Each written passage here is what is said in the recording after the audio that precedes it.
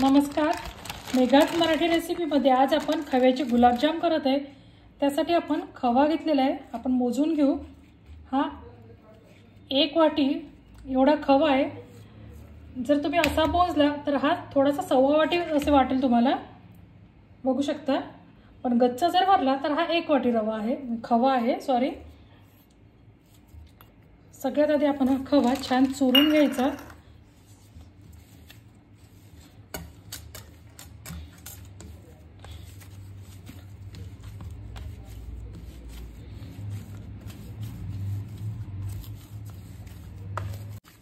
तुम्ही बघू शकता असा छान आपण मऊ करून घ्यायचा हा खवा।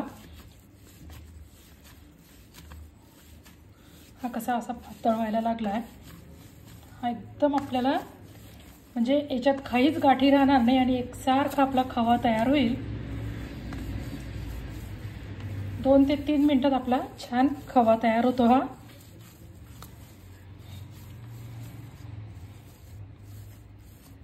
आता आपण याच्यात पनीर टाकायचं आहे। 1 पाव खवा आहे तर आपण यात 50 ग्रॅम एवढं पनीर टाकायचं आहे। पनीर छान किसून घ्या।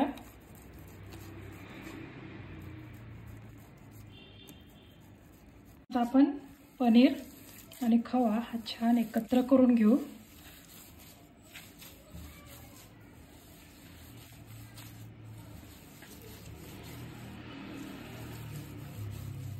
आता आपण यात मैदा टाकायचा आहे।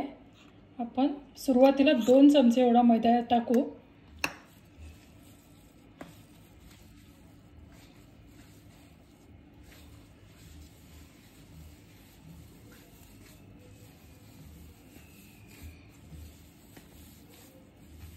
सुरुवातीला 2 चमचे एवढा मैदा टाकलेला होता। आता आपण यात थोडासा 1 चमचा आणखी मैदा टाकायचा।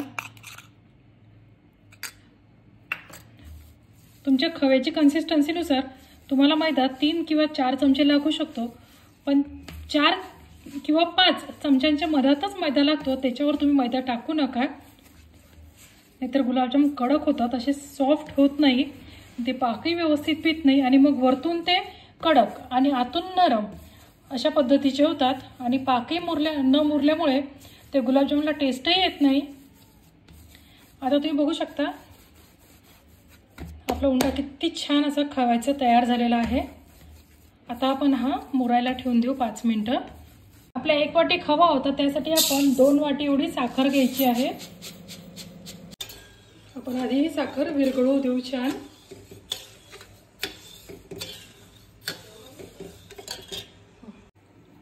आपला खवा छान सेट झालाय। त्यात आपण अगदी 1 चिमूटभर एवढी बेकिंग पावडर टाकणार आहे।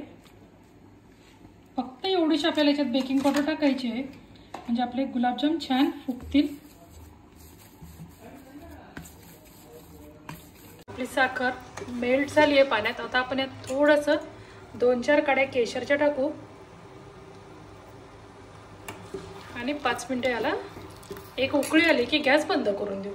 गुलाबजामसाठी लागणारा पाक आता तयार आहे। मला हा पूर्ण पाक करायला 4 ते 5 मिनिटाचा वेळ लागलेला आहे। आता मी गॅस बंद करते। आपण कढईत तूप गरम करायला ठेवलेलं आहे, तुपाऐवजी तुम्ही तेलही वापरू शकता। आता आपण हा खवा आहे ना, याचे छान असे गोळे तयार करून घेऊ। असं आपल्याला थोडासा हातावर दाबायचा आणि गोलाकार केला की याचे छान असा प्लेन गोळा तयार करून घ्यायचा। अशाच प्रकारे आपण याचे मध्यम आकाराचे गोळे तयार करून घ्यायचे।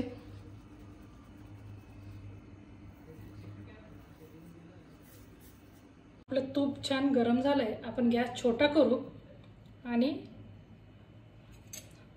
हे तूप आपल्याला सारखं हलवत राहायचं आणि यात असे आपण हे गोळे टाकायचे, म्हणजे आपले गुलाबजाम खाली बुडाला लागत नाही आणि छान सगळीकडनं ब्राऊन होतात।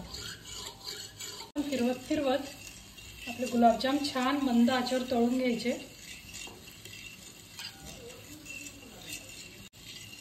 अशा पद्धतीने केले की आपले गुलाबजाम सगळीकडनं एकसारख्या रंगाचे तयार होतात।